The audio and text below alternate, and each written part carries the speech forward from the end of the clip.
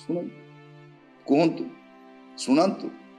ଏଠି କ'ଣ ଲେଖାଯାଇଛି ଯେ ବିଚାର କରିବା ସମୟରେ ପ୍ରଭୁଙ୍କୁ ସୁବିଧା ହେବ।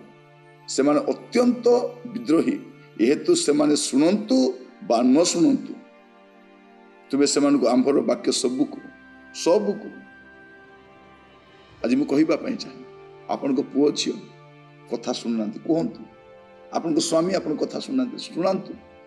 ଶାଶୁକୁ କୁହନ୍ତୁ ପରିବର୍ତ୍ତନ ହେବା ପାଇଁ, ଶ୍ୱଶୁରକୁ କୁହନ୍ତୁ ପରିବର୍ତ୍ତନ ହେବା ପାଇଁ।